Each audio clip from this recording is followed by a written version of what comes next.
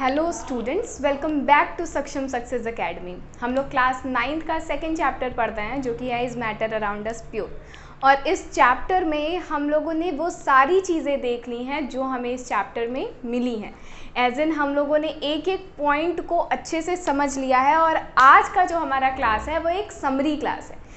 आज की summary class में मैं एक क्लास में आप लोगों के पूरे डाउट्स क्लियर कर दूंगी on the basis of this chapter. Okay, तो कुछ भी मैं बोर्ड पे नहीं बताऊंगी, मैं सारी चीज़ें आप लोगों को थ्योरेटिकल बताऊंगी। तो प्लीज़ वीडियो स्किप नहीं करना, बिकॉज हर एक पॉइंट जो है वो बहुत ही ज़्यादा इम्पॉर्टेंट है। वीडियो को टिल एंड देखिएगा और उसके बाद अगर आपको कुछ नहीं समझ में आता है तो कॉमेंट में in the comment section. Okay, आपकी सारी डाउट सारे प्रॉब्लम्स सॉल्व हो जाएंगे। तो चैप्टर स्टार्ट करते हैं, which is matter around us pure. हम लोगों ने फर्स्ट चैप्टर में मैटर की फिजिकल क्लासिफिकेशन को देखा है और ये जो सेकंड चैप्टर है इसमें हम मैटर की केमिकल क्लासिफिकेशंस देख रहे हैं। केमिकल क्लासिफिकेशन की अगर बात करें तो मैं जस्ट एक फ्लो चार्ट जो मैंने आप लोगों को इस चैप्टर के फर्स्ट वीडियो में मैंने आप लोगों को एक फ्लो चार्ट बताया था, मैं उस फ्लो चार्ट को बना के वो क्लियर सारे कॉन्सेप्ट क्लियर करूँगी। ओके, सो मैटर को अगर क्लासीफाई करते हैं तो there are two main classifications of matter. One is physical, another one is chemical. Okay, clear? Physical और केमिकल, इन दो क्लासिफिकेशंस में मैटर जो है वो क्लासिफाइड है। फिजिकल क्लासिफिकेशन हम लोगों ने फर्स्ट चैप्टर में पढ़ा था, which was solid, liquid and gas, जो कि मैं यहाँ नहीं रिवाइज करूँगी बिकॉज आप लोग प्रीवियस वीडियोस को देख सकते हैं। उसमें मैंने समरी क्लास डाला हुआ है, क्वेश्चन आंसर्स क्लास डाला हुआ है, एक्टिविटी क्लास डाला हुआ है और एक एक टॉपिक को अलग अलग वीडियोज़ में मैंने बहुत ही क्लियरली कॉन्सेप्ट क्लियर किया है। तो आप लोगों को अगर ये पढ़ना है यानी कि फर्स्ट चैप्टर पढ़ना है तो go and check it out the previous videos. आज की वीडियो में हम इस टॉपिक की समरी लेंगे, यानी which is present in the chapter number 2 which is matter around us pure. तो केमिकल प्रॉपर्टी की अगर बात करें तो केमिकल प्रॉपर्टी में मैटर जो है इसे दो पार्ट में क्लासीफाई किया गया है। ठीक है, कौन कौन से वो दो पार्ट है? First of all, what is chemical property? Chemical property we can say that the internal property of any substance regarding their chemical nature, their chemical behaviour, ये सारी चीज़ें केमिकल प्रॉपर्टी में आती हैं। तो केमिकल क्लासिफिकेशन के basis पे matter को दो पार्ट्स में क्लासीफाई किया गया है। One is pure, another one is impure. One is pure substance and the next is impure substance. ये दो ऐसे क्लासिफिकेशंस है जिसमें केमिकल क्लासिफिकेशन में मैटर को क्लासीफाई किया गया है। प्योर यानी कि ऐसे मैटर जहाँ पे कोई एक्स्ट्रा दूसरी चीज़ इन्वॉल्व नहीं है, ऐसे मैटर प्योर सब्सटेंस कहलाते हैं। और दूसरा इम्प्योर यानी कि जिसमें कोई और दूसरे चीज़ की मिलावट हो, यानी दो या दो से ज़्यादा अलग अलग तरीके के मैटर जब एक दूसरे के साथ मिक्स होते हैं तो वो इम्प्योर क्लासिफिकेशन कहलाता है। जैसे प्योरिटी, हम कहते हैं कि 100% प्योर है। सो 100% प्योर का मतलब क्या होता है कि इसके अंदर कोई और चीज़ का मिलावट नहीं है। So this is meant to be pure. Okay, so pure substance की कैटेगरी में there are three classifications. One is element, second one is, sorry, there are two classifications. One is element, second is compound. Okay, one is element and second is compound. These two are the main classification of pure substance of matter. चलो समझ लेते हैं कि element और compound क्या होते हैं। Elements जो होते हैं वो they are the we can say that substance which cannot be splitted. ऐसी चीज़ें, ऐसा मैटर जो डिवाइड नहीं किया जा सकता, जिसे हम फर्दर ऑन और क्लासिफिकेट और तोड़ नहीं सकते हैं, ये चीज़ें एलिमेंट कहलाती हैं। एलिमेंट की सीधे सीधे बात करें तो जो एक पर्टिकुलर जो एटम है, जैसे हम फॉर एग्जांपल ऑक्सीजन एटम की बात करते हैं, तो हम अगर एक सिंगल ऑक्सीजन एटम की बात करें तो we will say it as O, single oxygen atom. ठीक है, लेकिन अगर हम इन्वायरमेंट में प्रेजेंट हर एक ऑक्सीजन एटम की बात कर रहे हैं तो we will say that oxygen element. तो element is something which can not be broken down, ये प्योर फॉर्म ऑफ मैटर है। नेक्स्ट, कंपाउंड की अगर बात करें तो दो या दो से ज़्यादा प्योर फॉर्म ऑफ मैटर को जब हम केमिकल कॉम्बाइन करा देते हैं तो वो कंपाउंड का फॉर्मेशन कर लेता है। सीधे सीधे दो या दो से ज़्यादा एलिमेंट्स जब एक दूसरे के साथ केमिकल कॉम्बिनेशन करते हैं तो वो क्या बनाते हैं, कंपाउंड बनाते हैं। ओके, अभी आप बोलोगे कि मैम अभी तो आपने कहा था कि जब प्योर चीज़ें हैं तो उसमें कोई और चीज़ मिक्स नहीं होती है, तो कंपाउंड में कैसे दो या दो से ज़्यादा एलिमेंट मिक्स हो गए? बच्चों मैंने अभी कहा कि केमिकल कॉम्बिनेशन कराते हैं। केमिकल कॉम्बिनेशन का मतलब है कि ऐसा कॉम्बिनेशन जहाँ पे वो दो सब्सटेंस या दो जो प्योर फॉर्म ऑफ मैटर है वो एक दूसरे के साथ कंप्लीट कॉम्बिनेशन कर लेते हैं। कंप्लीट कॉम्बिनेशन करने का ये मतलब है कि यहाँ पे जो मैटर इन्वॉल्व हुए हैं वो एक दूसरे के साथ यूनिफॉर्म कॉम्बिनेशन करते हैं और एक तीसरा नया सब्सटेंस विद न्यू आइडेंटिटी बनाते हैं। जो तीसरा नया सब्सटेंस बनता है वो एक कंप्लीट प्योर सब्सटेंस बनता है, ठीक है, और वो कंप्लीट प्योर सब्सटेंस अपनी एक नई आइडेंटिटी के साथ कैरी फॉरवर्ड अपना वर्क करता है। Okay, so compound is also considered as pure substance. Element जो है इन्हें तीन पार्ट में फर्दर ऑन क्लासिफाई किया गया है, metal, non metal and metalloid. Metal, non metal and metalloid, ये तीन वो क्लासिफिकेशन है जिसमें मैटर को एलिमेंट को क्लासिफाई किया गया है। क्लास 9th में you have to only know about the physical properties of metal, non metal and metalloid. जब आप क्लास 10th में जाओगे तो you will get a complete chapter over it. Class 8th में भी आप लोगों ने कुछ पॉइंट्स पढ़े हैं on the basis of the physical and chemical properties of metal, non metal and metalloid. एक एक करके मैं हल्का हल्का सारा बता दे रही हूँ। जब आपको ब्रीफ में समझना है तो आप मेरी प्रीवियस वीडियोस जो इस चैप्टर में हम लोगों ने मेटल, नॉन मेटल और मेटेलॉइड्स के लिए बनाई थी वो आप देख सकते हैं। मेटल्स जो होते हैं they are those substance which donate their extra electrons to form positive charge. अपने वैलेंस सेल में प्रेजेंट एक्स्ट्रा इलेक्ट्रॉन को डोनेट करके अपने ऊपर प्लस चार्ज क्रिएट करने वाले जो सब्सटेंस या जो एलिमेंट्स होते हैं, एलिमेंट्स, सब्सटेंस नहीं बोलेंगे, एलिमेंट होते हैं, वो क्या कहलाते हैं, मेटल कहलाते हैं। मेटल्स मेलिएबल होते हैं, मेटल्स डक्टाइल होते हैं, they are good conductor of heat and electricity, they are sonorous, they are lustrous, they are hard, they are strong, they have high melting, high boiling point, they are found in basically silver and grey colour. ये कुछ ऐसी physical properties हैं जो metals के अंतर्गत आती हैं। जैसे मेटल्स आर मेलिएबल, मेलिएबल का मतलब है कि मेटल्स जो होते हैं ये ऐसे एलिमेंट्स होते हैं जिन्हें अगर हम बीट करते हैं, किसी हार्ड चीज़ से हैमर करते हैं तो ये टूटते नहीं हैं और एक थिन शीट्स में कन्वर्ट हो जाते हैं। So this is known as the property of malleability. जैसे आप देखोगे कि गोल्ड फॉयल हो गया, सिल्वर पेपर हो गया, ये सारी चीज़ें through the process of malleability बनती हैं। नेक्स्ट, मेटल्स जो होते हैं they are ductile. Ductile is that property of any metal by which we can stretch it to form a thin wire. जैसे आप लोग ज्वेलरीज में देखे होंगे कि गोल्ड की ज्वेलरीज बनती है पतली पतली वायर से, सिल्वर की ज्वेलरी बनती है। Okay, so metals can be stretched out to form a thin wire, ठीक। Metals they are good conductor of heat and electricity. अभी अभी मैंने बताया कि मेटल्स पॉजिटिव चार्ज का फॉर्मेशन करते हैं अपने वैलेंस इलेक्ट्रॉन को डोनेट करके। Due to the presence of that positive charge, metals जो होते हैं they are good conductor of heat and electricity, यानी कि ईजिली ये अपने अंदर हीट और इलेक्ट्रिसिटी कंडक्ट कर लेते हैं। जैसे आप देखोगे कि घर पे कभी कभी अगर हम गैस में फॉर एग्जाम्पल हमने कोई एक ऐसा बर्तन लिया हुआ है जो पूरा मेटल का है, तो हम देखेंगे कि नीचे से वो गैस जल रहा है लेकिन ऊपर जो कंटेनर का ऊपर वाला पार्ट होता है, टॉप मोस्ट पार्ट, वो भी गर्म रहता है। इसे प्रोटेक्ट करने के लिए अक्सर प्लास्टिक के शीट्स लगा दिए जाते हैं जिससे हम उसे ईजिली पकड़ सकें। साथ ही साथ इलेक्ट्रिसिटी के लिए यूज़ के लिए कॉपर वायर का इस्तेमाल किया जाता है because it is a metal and it is a very good conductor of electricity. सबसे ज़्यादा तेज़ी से अगर कोई मेटल इलेक्ट्रिसिटी कंडक्ट करता है तो वो है silver, but because it is so costly, so that is why copper जो है उसको यूज़ किया जाता है फॉर इलेक्ट्रिकल वायर्स। मेटल्स जो होते हैं they are hard and strong. ये बहुत ज़्यादा हार्ड होते हैं, बहुत ज़्यादा स्ट्रॉन्ग होते हैं। इन्हें एक दूसरे से डिसोसिएट करना, इनके पार्टिकल्स को अलग करना, तोड़ना, it is quite tough.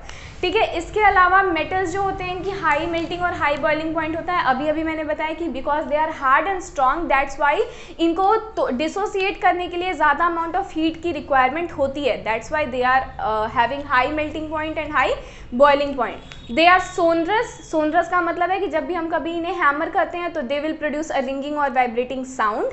They are lustrous, बहुत ज़्यादा शाइनी अपीयरेंस के होते हैं फ्रॉम देयर बर्थ, हमेशा से ही इनका जो अपीयरेंस होता है वो शाइनी होता है। इसके अलावा दे हैव हाई डेंसिटी, भार बहुत ज़्यादा होता है, and also they are found in grey and silver colour. Exceptions की बात करें तो अगर हम ये देखें कि सोडियम और पोटेशियम ये दो ऐसे मेटल्स हैं जो बहुत ज़्यादा सॉफ्ट इन नेचर होते हैं, यानी कि ये जो हार्ड और स्ट्रॉन्ग वाला एक्सेप्शन था वो यहाँ पे आके ख़त्म हो जाता है।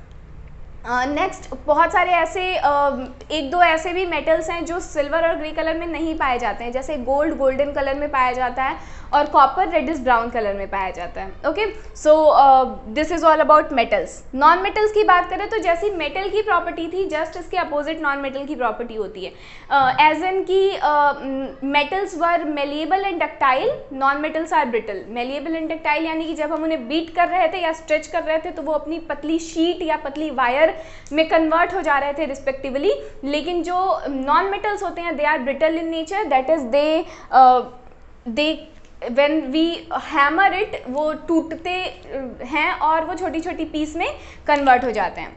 नेक्स्ट नॉन मेटल्स जो होते हैं they have low melting point and low boiling point, because इनके अंदर जो फोर्स ऑफ अट्रैक्शन होता है वो कम होता है, ठीक है, in comparison to that of metal.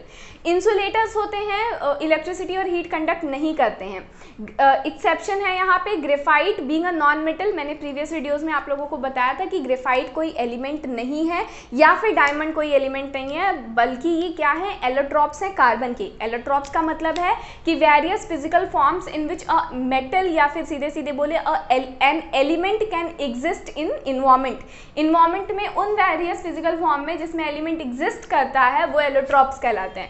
तो कार्बन, डायमंड, ग्रेफाइट, बकमिस्टर फुलरेंस और भी बहुत सारे ऐसे एलोट्रॉप्स हैं जिसमें वो एग्जिस्ट करता है। सो ग्रेफाइट जो है वो इसका एक्सेप्शन है कि being a non metal also graphite conduct electricity whereas diamond conduct heat. तो ये दो इसके एक्सेप्शंस हैं।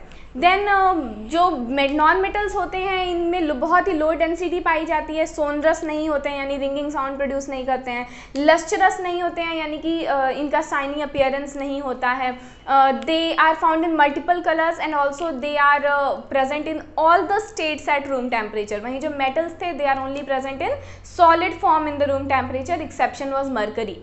यहाँ पे ये हर एक स्टेट में पाए जाते हैं, ठीक है।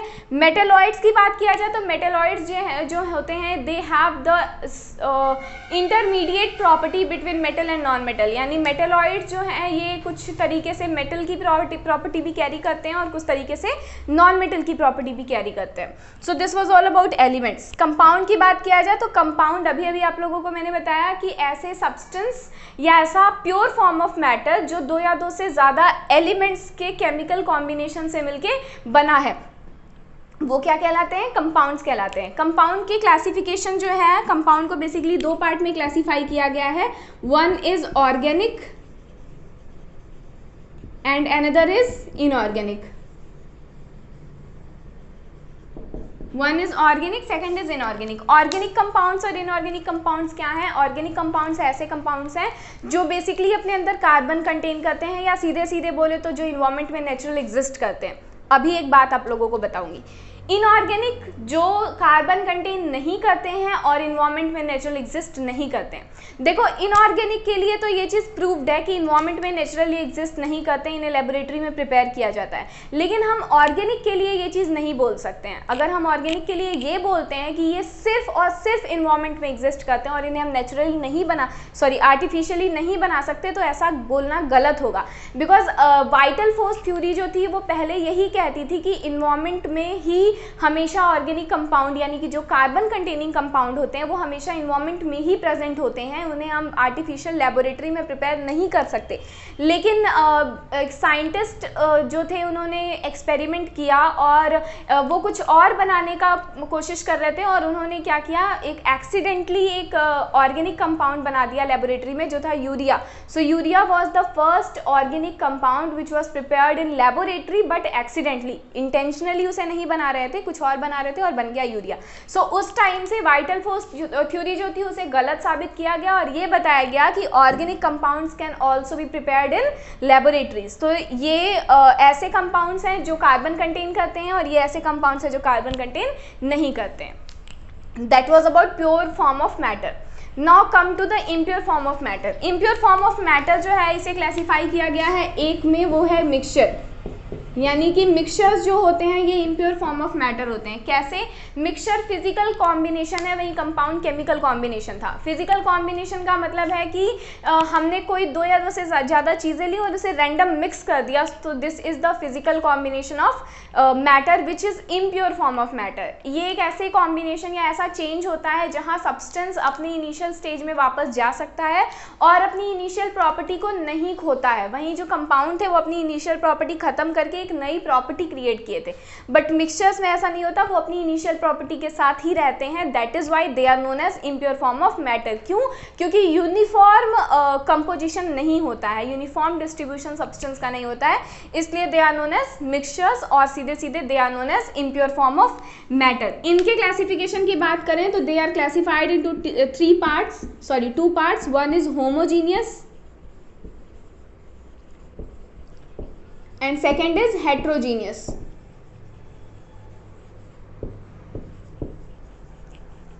ठीक है, होमोजीनियस एंड हेट्रोजीनियस। होमोजीनियस का मतलब है कि ऐसे मिक्सचर्स जहां दो या दो से ज़्यादा जो पार्टिकल्स प्रेजेंट है मिक्सचर क्रिएट करने में वो यूनिफॉर्मली डिस्ट्रीब्यूटेड हो। यूनिफॉर्मली डिस्ट्रीब्यूट होने का मतलब है कि ऐसे मिक्सचर्स जहाँ पे हम हमारे मिक्सचर का अगर थोड़ा सा भी पार्ट ले लेते हैं तो हम उसे एज अ सैम्पल यूज़ कर सकते हैं। For example we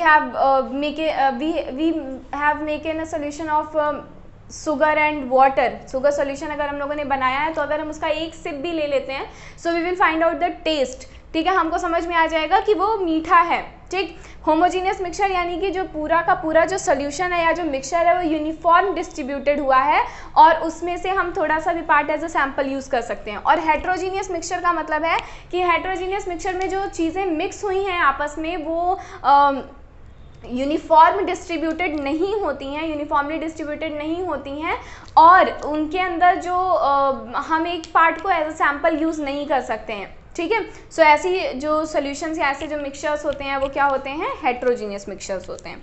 homogeneous mixture को ट्रू सॉल्यूशन में क्लासिफाई किया गया है, ट्रू सॉल्यूशन, और हेट्रोजीनियस मिक्सचर को दो पार्ट में क्लासिफाई किया गया है। One is suspension, second is colloids. Suspension and colloids. तो ट्रू सॉल्यूशन, सस्पेंशन और कोलाइड क्या होते हैं? ट्रू सॉल्यूशंस ऐसे सॉल्यूशंस होते हैं जहां सॉल्यूट और सॉल्वेंट, या सीधे सीधे बोले तो सबसे first of all they are homogeneous mixtures. So true solutions यानी कि सॉल्यूट और सॉल्वेंट जो एक दूसरे के साथ कंप्लीट डिसॉल्व हो जाते हैं और यूनिफॉर्म कॉम्बिनेशन करते हैं, ऐसे जो सॉल्यूशंस होते हैं वो ट्रू सॉल्यूशंस आते हैं। सिंगल लेयर का फॉर्मेशन होता है, मतलब कंप्लीट डिसॉल्व हो जाते हैं सब्सटेंस, सिंगल लेयर का फॉर्मेशन होता है और हम सामने से देख के ये नहीं बता सकते हैं कि सॉल्यूट कहाँ पे है और सॉल्वेंट कहाँ पे है, यानी ये पूरे तरीके से डिसॉल्व हो जाते हैं एक दूसरे से। फिल्टर पेपर से हम इन्हें फिल्ट्रेट नहीं कर सकते हैं, ये पूरा का पूरा फिल्टर पेपर से पास कर जाएंगे। ठीक है, इसके अलावा ट्रू सॉल्यूशंस जो होते हैं ये टिंडाल इफेक्ट कैरी नहीं करते हैं। टिंडाल इफेक्ट यानी कि beam of light passing through any solution. किसी भी सॉल्यूशन से जब हम बीम ऑफ लाइट पास कराते हैं तो अगर वो बीम ऑफ लाइट सॉल्यूशन के आर पार चली जाती है तो ये टिंडाल इफेक्ट है। लेकिन ट्रू सॉल्यूशंस जो होते हैं ये टिंडाल इफेक्ट शो नहीं करते हैं। इसका रीज़न ये है बिकॉज जो सॉल्यूट के पार्टिकल्स होते हैं वो सॉल्वेंट में पूरी तरीके से डिसॉल्व हो जाते हैं, जिसकी वजह वजह से ये टिंडाल इफेक्ट कैरी नहीं कर पाते हैं। ओके, सस्पेंशन सॉल्यूशंस जो होते हैं, सस्पेंशन सॉल्यूशंस हेट्रोजीनियस मिक्सचर का एक पार्ट है, यानी कि ये ऐसे सॉल्यूशन हैं जिसमें सॉल्यूट सॉल्वेंट से पूरी तरीके से डिसॉल्व नहीं होता है, एक प्रेसिपिटेट का फॉर्मेशन करता है और बॉटम ऑफ द कंटेनर में सेटल डाउन हो जाता है। क्योंकि सॉल्यूट डिसॉल्व नहीं हुआ है और बॉटम ऑफ द कंटेनर में सेटल है, इस वजह से जो ऊपर का सॉल्वेंट है वो पूरा का पूरा क्या है, प्योर है, जिसे फिल्ट्रेट कर सकते हैं हम फिल्टर पेपर से। जो सॉल्यूशन, जो सॉल्वेंट है यानी कि जो लिक्विड है वो पूरा फिल्ट्रेट हो जाएगा और जो सॉलिड सब्सटेंस पड़ा हुआ है वो रेसिड्यू के फॉर्म में फिल्टर पेपर पे बच जाएगा। ये टिंडाल इफेक्ट कैरी करते हैं, इसका रीज़न ये है बिकॉज जो सॉल्यूट है वो तो पूरा का पूरा नीचे सेटल डाउन है, तो जो लिक्विड है उसके तो पोर्स, उसके तो स्पेसेस प्रेजेंट ही है ना। सो जो सस्पेंशन सॉल्यूशंस होते हैं ये टिंडाल इफेक्ट कैरी करते हैं। ठीक, अगर कोलाइड्स की बात करें तो कोलाइड्स ऐसे सॉल्यूशंस होते हैं जहां ना तो वो सेटल डाउन होते हैं और ना ही वो डिसॉल्व होते हैं। जैसे सोप सॉल्यूशन, आप देखोगे कि परमानेंट छोटे छोटे पार्टिकल्स, या आप देखोगे कि जब हम एक बंद कमरे में होते हैं तो वो बीम ऑफ लाइट पास करती है, तो आप देखोगे कि छोटे छोटे डस्ट पार्टिकल्स जो होते हैं वो पूरा का पूरा इधर उधर मोशन करते हैं, वो ना तो सेटल डाउन होते हैं और ना ही डिसॉल्व होते हैं पूरी तरीके से। तो ये एक एग्जाम्पल है कोलाइड्स का। यहाँ ये ब्राउनियन मोशन भी दिखाते हैं, टिंडाल इफेक्ट भी दिखाते हैं, और ये तो फिल्टर पेपर से पास भी नहीं होते हैं। फिल्टर पेपर से पास नहीं होने का मतलब है कि ये छनते नहीं है फिल्टर पेपर से, फिल्ट्रेट नहीं होते हैं, हम इन्हें पूरा का पूरा नीचे ये एज ट्रू सॉल्यूशंस चले आते हैं। Okay, so this was about the chemical classification में प्योर सब्सटेंस और इम्प्योर सब्सटेंस क्या है। अभी हम लोगों ने ये देखा था कि कंपाउंड जो होते हैं they can not be reverse back but mixtures can reverse back. Compound pure substance है, इसलिए इसको हम वापस इसके जो इसका इनिशियल फॉर्म है उसमें कन्वर्ट नहीं कर सकते, लेकिन मिक्सचर्स जो होते हैं उन्हें there are various physical methods of separation, जिसकी वजह से हम उन्हें वापस उनके फिजिकल फॉर्म में कन्वर्ट कर सकते हैं। तो वो कौन कौन से मेथड्स ऑफ सेपरेशन है वो अब हम देखेंगे। इसका स्क्रीनशॉट ले लीजिए। Okay, so let us come to the next part of the chapter which is separation of mixture. अब सेपरेशन ऑफ मिक्सचर, अभी हम लोगों ने ये देखा कि मिक्सचर्स जो होते हैं दे कैन बी सेपरेटेड या they can be converted into their initial form. तो कौन कौन से ऐसे मेथड्स हैं जिससे हम मिक्सचर को सेपरेट कर सकते हैं। तो तीन तरीके के मिक्सचर्स प्रेजेंट होते हैं। One is solid in solid mixture, second in liquid in liquid mixture and third is solid in liquid mixture. ये तीन तरीके के मिक्सचर हैं, चाहे दो या दो से ज़्यादा सॉलिड एक दूसरे के साथ प्रेजेंट हो, दो या दो से ज़्यादा लिक्विड एक दूसरे के साथ प्रेजेंट हो, और दो या दो से ज़्यादा सॉलिड और लिक्विड एक दूसरे के साथ प्रेजेंट हो। तो हम इन्हें किस तरीके से सेपरेट करते हैं। सबसे पहले अगर हम सॉलिड इन सॉलिड सेपरेशन को देखें तो तीन तरीके हैं जिससे हम सॉलिड इन सॉलिड को सेपरेट कर सकते हैं। First is by suitable solvent, second is by sublimation and third is by magnet. Suitable solvent का मतलब है कि हम कोई एक ऐसा सुटेबल सॉल्वेंट लेते हैं जिसमें जो दो सॉलिड सब्सटेंस मिक्स हैं उनमें से कोई एक जो हो वो सुटेबल सॉल्वेंट में डिसॉल्व हो जाए।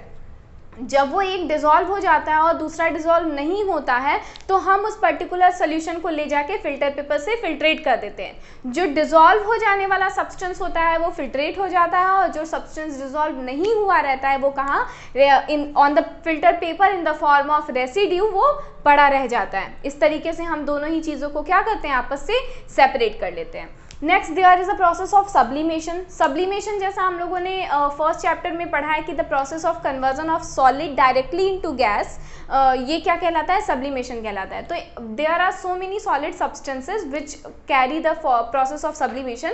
ये जो सब्सटेंस होते हैं यहाँ पे कंडीशन है इस सेपरेशन में कि दो मिक्सचर जो हमारे पास हैं, मिक्सचर के अंदर जो सब्सटेंस है वो ऐसे होने चाहिए जिसमें से एक कोई सब्लिमेशन कैरी करता हो और दूसरा कैरी नहीं करता हो। तो जब भी हम उस सब्सटेंस को हीट अप करते हैं तो सब्लिमेशन करने वाला जो सब्सटेंस होता है वो सब्लिमेट हो जाता है और जो सब्सटेंस सब्लिमेशन नहीं करता है वो बच जाता है। इस तरीके से हम क्या करते हैं, हमारे दोनों सब्सटेंस को सेपरेट कर लेते हैं। अगर हम इस प्रोसेस को एक क्लोज कंटेनर में करते हैं तो हमें हमारा जो सब्लिमेट हुआ वाला सब्सटेंस है वो भी टॉप ऑफ द कंटेनर पे डिपॉजिट होके मिल जाता है। ओके, सो क्लोज कंटेनर में करने पे हम हमारे दोनों चीज़ों को पा लेते हैं। अगर हम ओपन कंटेनर में करेंगे तो एक जो सब्लिमेट होने वाला सब्सटेंस होगा वो सब्लिमेट हो जाएगा। Now third is the process by magnet. Magnet से जो हम सेपरेशन करते हैं ये उस मिक्सचर के लिए एप्लीकेबल है, जहाँ पे जो हमारा मिक्सचर है उसके अंदर कोई एक सब्सटेंस आयरन हो या फिर मेटल हो, ऐसा मेटल जो मैग्नेटिज्म की प्रोसेस कैरी करता हो। तो जैसे ही हम उस मिक्सचर के पास एक मैग्नेट लेके जाते हैं तो जो मेटेलिक सब्सटेंस होता है वो पूरा का पूरा मैग्नेट से अट्रैक्ट हो जाता है और दूसरा सब्सटेंस वहीं एज इट इज पड़ा रह जाता है। तो इस तरीके से हम तीनों को क्या करते हैं, दोनों को सेपरेट कर लेते हैं। These three are the ways to separate solid in solid mixtures. अब हम लिक्विड इन लिक्विड की बात करते हैं। लिक्विड इन लिक्विड यानी कि दो ऐसे मिक्सचर्स जहां सॉल्यूट और सॉल्वेंट यानी कि दोनों ही जो पार्टिकल्स हैं वो क्या है, लिक्विड में है। दो तरीके के लिक्विड सॉल्यूशंस होते हैं, one is miscible liquid, second is immiscible liquid. Miscible liquid का मतलब है कि ऐसे लिक्विड्स जहां जो दोनों लिक्विड्स हैं वो एक दूसरे के साथ पूरी तरीके से मिक्स हो जाते हैं, डिसॉल्व हो जाते हैं, कंप्लीट डिसॉल्व हो जाते हैं और एक सिंगल लेयर का फॉर्मेशन करते हैं, ये मिसेबल लिक्विड्स कहलाते हैं। Whereas immiscible liquids are those जो कंप्लीट डिसॉल्व नहीं हुए रहते हैं और एक डबल लेयर का फॉर्मेशन करते हैं। जैसे मिसेबल लिक्विड्स अल्कोहल वाटर हो गया, कोई जूस हो गया, इंक हो गया, वाटर हो गया, और इमिसेबल लिक्विड जैसे केरोसिन हो गया, वाटर हो गया, ऑयल वाटर हो गया, ये सारी चीज़ें मिसेबल और इमिसेबल हैं। मिसेबल लिक्विड्स को सेपरेट करने के लिए there is a process which is known as fractional distillation, और इमिसेबल लिक्विड्स को सेपरेट करने के लिए there is process known as separating funnel. Fractional distillation में हम एक डिस्टिलेशन फ्लास्क लेते हैं और उस डिस्टिलेशन फ्लास्क के साइड में एक कंडेंसर लगाते हैं। कंडेंसर का टेम्परेचर ठंडा होता है और कंडेंसर के माउथ के पास एक कंटेनर लगाया जाता है। जब हमारे मिसेबल लिक्विड को हम हीट प्रोवाइड करते हैं तो यहाँ पे एक चीज़ ध्यान देने वाली होती है, वो ये कि जो दो चीज़ें जो दो लिक्विड्स एक दूसरे के साथ मिक्स हैं उन दोनों की बॉइलिंग पॉइंट में डिफरेंस होना चाहिए। जब कम बॉइलिंग पॉइंट वाले सब्सटेंस के टेम्परेचर तक हमारा टेम्परेचर पहुँचता है तो वो बॉयल करना स्टार्ट करता है। बॉयल करना स्टार्ट करता है उस लिमिट तक बॉयल करता है कि वो उसके जो पॉइंट्स हैं, उसके जो वेपर है वो कंडेंसर के अंदर ना चले जाएं। जब एक बार वो कंडेंसर के अंदर चले जाते हैं तो वो वापस से कंडेंस होके किस फॉर्म में कन्वर्ट हो जाते हैं, लिक्विड फॉर्म में कन्वर्ट हो जाते हैं और हमारे कंटेनर के अंदर कलेक्ट हो जाते हैं। ठीक है, मैं बहुत लाइटली बता दे रही हूँ और अगर ब्रीफ में आपको समझना है तो प्रीवियस वीडियोस आप लोग देख लें। यहाँ पे मैं सिर्फ एक पॉइंट्स बता के आपको क्लियर कर दे रही हूँ क्योंकि समरी क्लास है। नेक्स्ट, अगर हम सेपरेटिंग फनल यानी कि इमिसेबल लिक्विड्स की बात करें तो इमिसेबल लिक्विड्स जो होते हैं इन्हें सेपरेट करने के लिए सेपरेटिंग फनल का यूज़ किया जाता है। ये एक ऐसा फ्लास्क है जो दोनों तरफ से ओपन होता है। नीचे जहाँ पे इसके माउथ के पास एक स्टॉप कॉर्क लगा होता है, जैसे हमारे घर में टैप होता है, हम टैप को जितना लूज करते हैं पानी का फ्लो आ जाता है और जितना टाइट करते हैं पानी का फ्लो रुक जाता है। उसी तरीके से यहाँ पे भी जैसे ही हम स्टॉप कॉर्क को ओपन करते हैं तो वो एक लिक्विड जो होगा वो नीचे फ्लो करना स्टार्ट करेगा। जैसे ही वो कंप्लीट हो जाता है हम वापस से स्टॉप कॉर्क को टाइट कर देते हैं और एक दूसरा कंटेनर लाके खड़ा कर देते हैं। देन हम फिर से जब स्टॉप कॉर्क को लूज करते हैं तो वो सेकंड वाला लिक्विड भी कलेक्ट हो जाता है।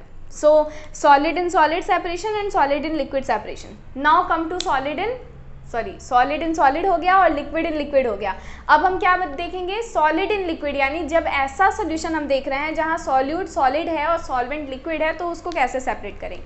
इसमें सबसे पहला जो प्रोसेस है वो है बाई फिल्ट्रेशन। बाई फिल्ट्रेशन का मतलब है कि कोई ऐसी सॉल्यूशन है जहाँ पे सॉल्यूट सॉल्वेंट से डिसॉल्व नहीं हुआ है, यानी सीधे सीधे बोले तो सस्पेंशन सॉल्यूशन को सेपरेट करने के लिए इस प्रोसेस का यूज़ किया जाता है। सस्पेंशन सॉल्यूशन को लेके हम जब फिल्टर पेपर से पोर करते हैं तो नीचे के कंटेनर के अंदर जो हमारा सॉल्वेंट है वो चला जाता है और जो सॉल्यूट जो डिसॉल्व नहीं हुआ है वो पूरा का पूरा फिल्टर पेपर पे पड़ा रह जाता है। फिल्टर पेपर पे जो सब्सटेंस पड़ा है उसे रेसिड्यू का नाम देते हैं और जो चीज़ें फिल्ट्रेट हो गई हैं उसको फिल्ट्रेट का नाम देते हैं। ठीक है, so this was the first point.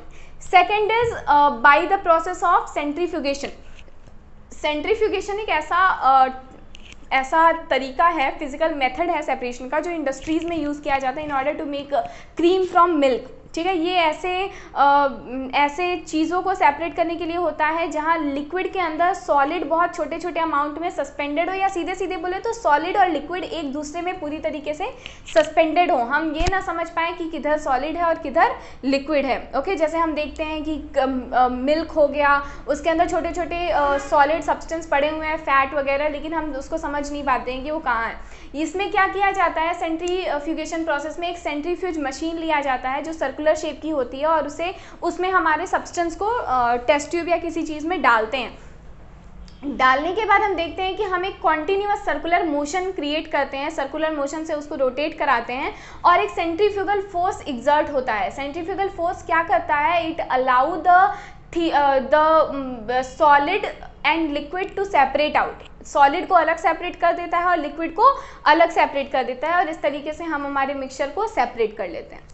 Third one is by the process of crystallisation. Crystallisation जो प्रोसेस है ये ऐसे इम्प्योर क्रिस्टल्स को सेपरेट करने के लिए है, यानी कि इम्प्योर क्रिस्टल्स को प्योर में कन्वर्ट करने के लिए, उसके अंदर से जो इम्प्योरिटीज़ हैं उनको सेपरेट करने के लिए। तो इम्प्योर क्रिस्टल जो है वो सॉलिड के फॉर्म में है, तो first of all we have to convert it into liquid form. हम क्या करते हैं कि इम्प्योर क्रिस्टल को वाटर में डिजोल्व कर देते हैं और इसे लिक्विड कन्वर्ट कर देते हैं, लेकिन जो छोटे छोटे पार्टिकल्स, जो डस्ट पार्टिकल्स, जो इम्प्योरिटी उसके अंदर प्रेजेंट है वो डिजोल्व नहीं होती है। सो सबसे पहली चीज़ होती है, इसको पानी में डिजोल्व करने के बाद हम फिल्टर पेपर से फिल्ट्रेट करते हैं। फिल्टर पेपर से फिल्ट्रेट करने पे क्या होता है कि जो छोटी इम्प्योरिटीज़ प्रेजेंट थी वो ऊपर रेसिड्यू में चली जाती हैं और हमारा जो क्रिस्टल था वो डिजोल्व हुआ था वो पानी में नीचे फिल्ट्रेट हो जाता है। फर्स्ट टाइम पे जब हम ये करते हैं तो थोड़ी इम्प्योरिटीज़ नीचे आ जाती हैं, ठीक है।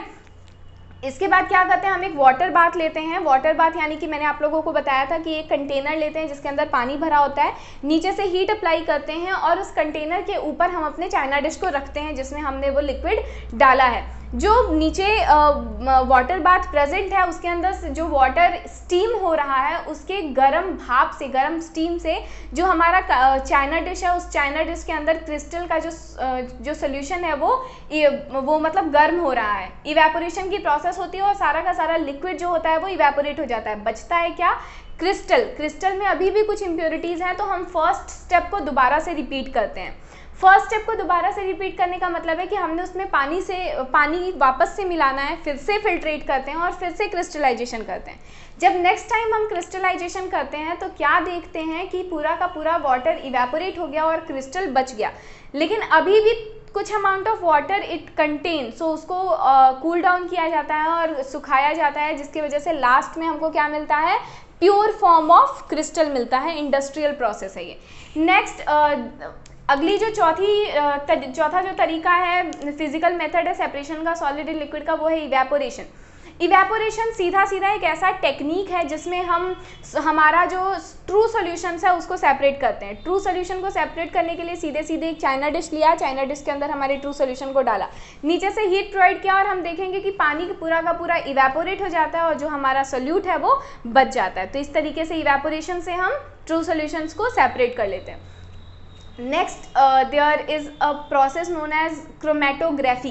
क्रोमेटोग्राफी जो टेक्निक है ये ऐसे लिक्विड्स को सेपरेट करने के लिए है जिसमें सॉलिड पार्टिकल बहुत कम अमाउंट में प्रेजेंट होता है, ठीक है। जैसे कलर हो गया, सेकेंडरी कलर्स हो गए, या इंक हो गया जिसके अंदर कलर छोटे छोटे फॉर्म में प्रेजेंट होता है। इसमें क्या करते हैं, हम एक क्रोमेटोग्राम पेपर लेते हैं जो कि कैपिलैरिटी की प्रोसेस ईजिली कंडक्ट करता है। What is capillarity? Motion of particle of liquid, किसी भी लिक्विड पार्टिकल का मोशन किसी भी पेपर या कपड़े के पोर्स से, यही कैपिलैरिटी कहलाती है।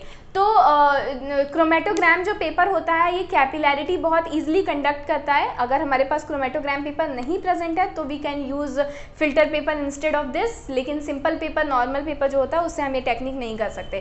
क्रोमेटोग्राम पेपर को एक किसी भी चीज़ के सहारे हम कैरी कर लेते हैं और उसके नीचे एक कंटेनर लेते हैं। कंटेनर में पानी रहता है थोड़ा सा, जो हल्का सा क्रोमेटोग्राम पेपर को अपने अंदर डिप किया रहता है।